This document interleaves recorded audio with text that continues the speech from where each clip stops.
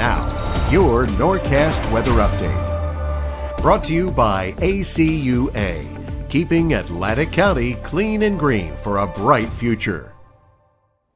And a good late Friday evening to you folks. I'm Meteorologist Bobby Klark with an update on your forecast. Hope you had a great week. Thanks for joining me this weekend. Boy, the story has been the heat and the humidity out there all week. And unfortunately, we haven't really seen this probably at least a good 4 or 5 years since we've seen temperatures basically straight through the 90s and feeling like over 100 with this oppressive humidity and mugginess. And unfortunately, I've got some bad news. Looks like the rest of the weekend we're going to stick with this sticky situation. 83 right now in Philly, 83 in New York City, 67 back out towards State College, 64 up in the Adirondacks towards Binghamton. So unfortunately, these temperatures for tonight dip much lower. With that much worse across the area. Let's take a look at for tonight. We'll see partly cloudy. It'll be muggy with that patchy developing fog towards the morning hours, especially along water sources. Temperatures dipping back into low to mid 70s. But again, very sticky atmosphere out there with the flow only out of the southwest around 3 miles per hour.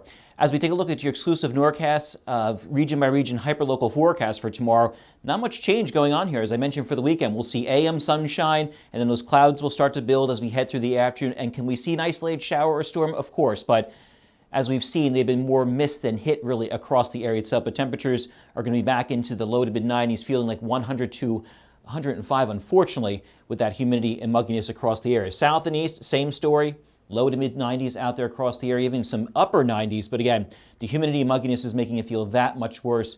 But at least we get some relief as we head into the afternoon with some of that cloud cover coming in, therefore at least blocking the sun for a little bit for us as we head towards the afternoon hours.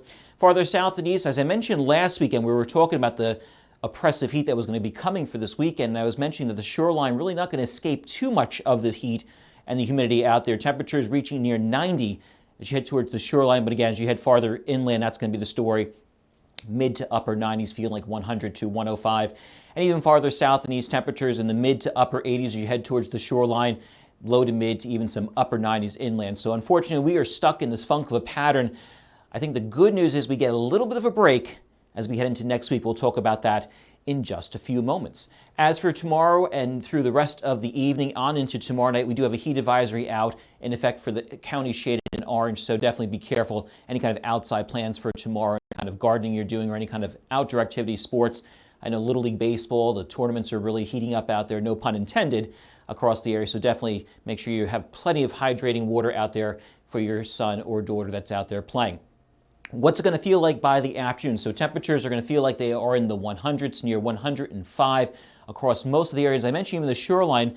Yeah, Atlantic City might escape what feel like 80 degrees, especially in the afternoon. I mean, obviously, the shoreline, we've been escaping with the fact that we do get that sea breeze to pick up. That's some great news. But to start the day off, as you know, you get the bugs, you get the humidity, and then finally that sea breeze kicks in around 1, 2, 3 o'clock, feels much better. But unfortunately, inland areas, as you see here, not going to feel the relief at all. And as I mentioned, going to last us at least for the next 2 or 3 days before we see a possible relief out there. To exasperate the situation even worse is that we've been getting spotty showers and storms across the region itself, and but they've been so missed and hit that any kind of organized rainfall that we do have out there is really just not making it to us, more to our south and to our friends across the north, especially into northern parts of Pennsylvania and upstate New York. So we're still stuck in this abnormally dry situation, and we still have about a month ago with a decent growing season, those crops and things like that. So obviously we have to be careful with this situation with not getting any kind of organized or decent rain, which is sucking up all those crops and whatnot out there across the area. So be careful there, especially if you're out there and whatnot. Be careful the fire danger, of course.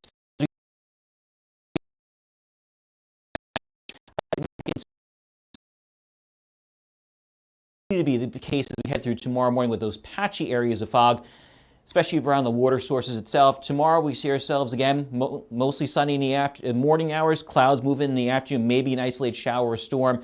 Don't bank on it, especially any kind of organized situation with that kind of shower activity. Sunday we do it again, mainly sunny in the morning after some patchy morning fog. Clouds push in here for the afternoon. We are hot, humid and muggy, possibly seeing a possible shower or storm as we head into the afternoon and on into the evening hours. And then by the time we hit Monday, it looks like we'll get ourselves a chance of seeing on in here, which will give us maybe a break as we head into Tuesday and Wednesday, especially with the humidity out there across the area. In terms of any kind of thunderstorms that do form, it looks like most of it's going to stay on off to our west, and even that's even a marginal chance at the maybe just some general thunderstorms. One might creep into our viewing area as we head into late afternoon on into the evening hours. As we head through tomorrow, 97 will do it inland, feeling much hotter than up to 105 with that south to southwesterly flow, cloud cover pushing in here by the afternoon, and temperatures along the shoreline pushing into the mid to upper 80s. Take a look at your 7-day forecast. Monday, cold front pushes through here and kind of gets caught up as we head into Tuesday. Now, the key for this on Tuesday and Wednesday is if this cold front can actually push its way through, then we'll get these conditions with less humidity and temperatures back where they should be for this time of year. However, a typical summertime pattern, these cold fronts don't push through the area and don't necessarily get through the area and kind of get hung up. So we have to kind of watch this here. But as of right now, the models want to push it far enough south where at least we'll get a little bit of break as we head into Tuesday, into Wednesday.